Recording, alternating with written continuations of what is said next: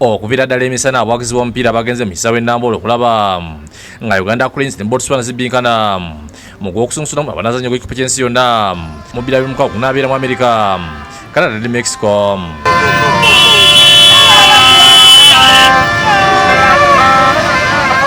Akalippagano k'ebidduka kabadde kamaanyi ng'ebidduka ebiva e Kampala okudda Bweyogerere bijjudde mu kkubo.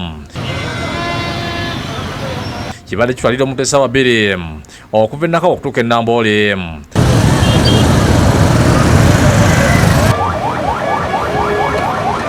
Waliwo abasize okuleka emmotoka zaabwe mu bibangirizi beeyongereyo.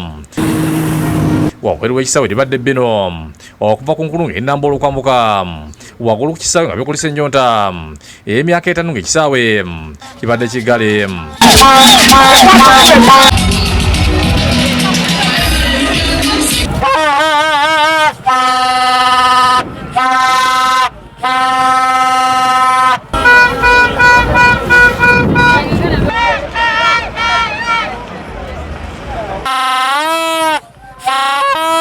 Ebyokenda binyiziddwa nga poliisi eyambiddwako amagye.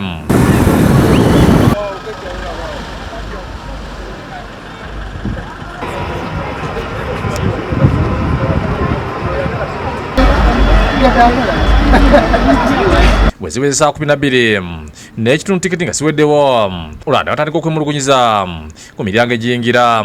Bafuza tiketi kakaaga, tiketi tezimala. Omulyango tewali tiketi.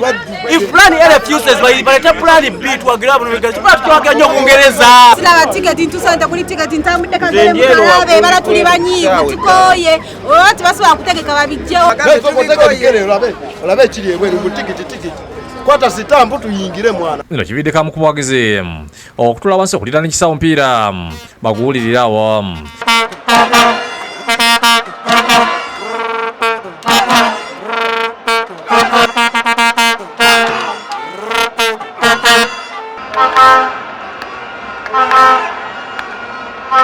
Hand side, it's a loose pass. It's collected by Uganda, who calmly keep. Omupiira gutandisira ogenza okugwa nga Uganda ewangudde ggolo emu ku bwereere. And this is Uganda in with a chance.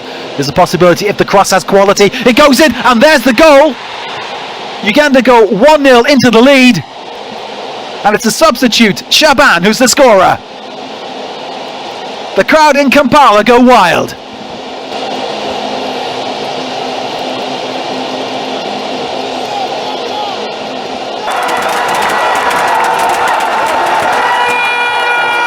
Yakuddamu kusijja ku bbalaza enamboole ne ttiimu ya Algeria.